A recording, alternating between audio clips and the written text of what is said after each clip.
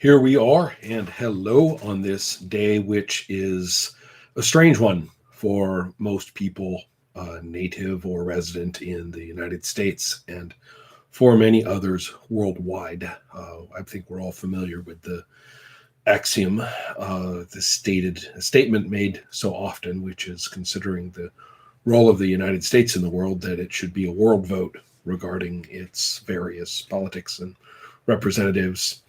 I have a couple of points that I would wonder about. Uh, I'm not going to discuss this in ordinary terms because, with all due respect, they bore me. The thing I want to talk about is a strange terminology that crept in, I think, during the 90s. Now, I know that it existed before that, but it wasn't part of the discourse that I encountered, like face to face, personal, what I think kind of discussions. The term I'm looking for is leader, or referencing is leader.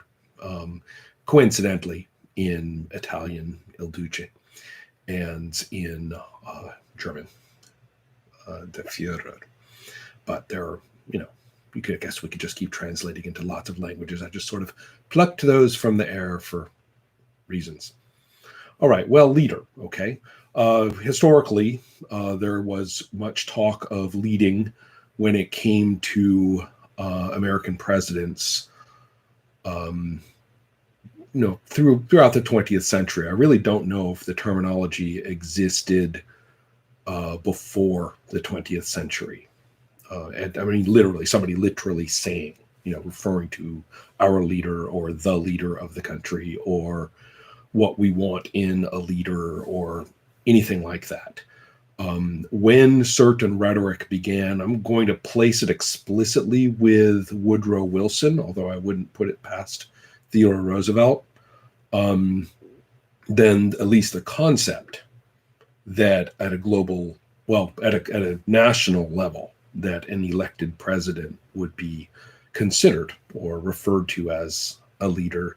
But again, the rhetoric, the specific terminology of it, I guess I tends to associate it with John F. Kennedy. Um, at least I know. I mean, there's a quote. The most powerful man in the world was the term for the U.S. president, Robert F. Kennedy, as the Attorney General during the JFK presidency, was complaining that as the second most powerful man in the world, he couldn't get this or that done. Now, how that relates back to Franklin Roosevelt, did anyone use the term then? It's an interesting question. When did that particular phraseology start to really become ordinary? In terms of ordinary personal speech, and this is pure one person coincidence, might have nothing to do with a general trend. But for me, that would be very late.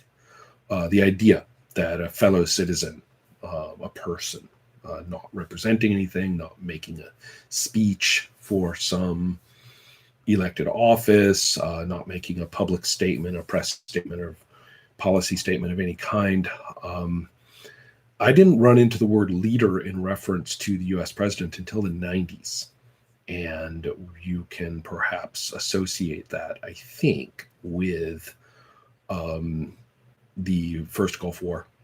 And also, you could probably associate it to a great extent with the shift of news agencies, specifically CNN, to kind of purport to, represent, anyone. There are lots of things to be said about that. But anyway, the term leader, I associate hearing people say it casually regarding the president of the United States only then. I didn't like it. It shocks me to this day, insofar as I am shockable regarding that particular government and its organization, which is to say, not particularly. But it is at least jarring at a sort of more abstract intellectual level. Leader, really? Really?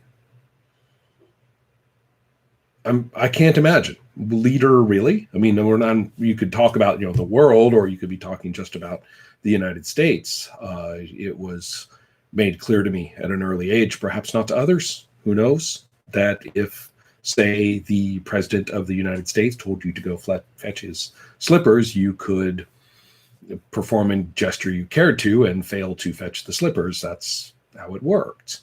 The notion of commander in chief had been taught to me specifically as a wartime state, and in reference only to the armed services. And commander in chief referred to the policies of the military, whether, obviously in military terms, with their little chain of command fetish and all that goes with it, they would, internalize this as sort of, who tells who what to do, and just goes up, and that's where it stops. So, they think of him as the uber general. But whether that's the case on paper, what commander in chief, really means, except in terms of setting policy goals, is unknown to me. And I suspect, probably to anyone else. Well, anyway, but the point is, commander-in-chief was a highly specific term during a highly specific period.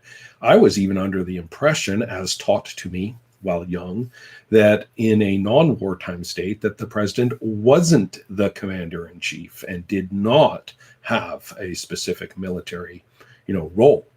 By the 90s, all of that seemed to have either never entered the brains of anyone I knew, or had, disappeared from it.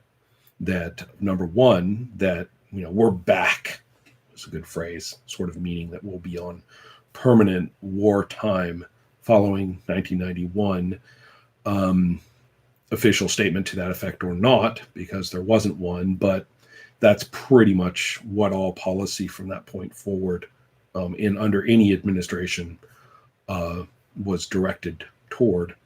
And the notion first, and that the president was on it. I mean, all you need to do is watch Independence Day to see what people want from a president, what they want him to say, how a president should be. And it's very clear, the commander-in-chief of not only armed forces worldwide, but also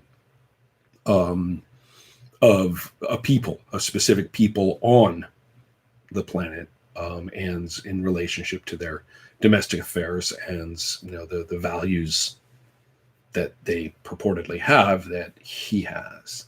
So all of this, I mean, I'm sure you see where I'm going with this. I mean, we're talking about 30 years ago, a little less than 30 years ago. If we're talking about, this rolling long enough for it to be evident to me, and by the late 90s, it was deeply evident to me,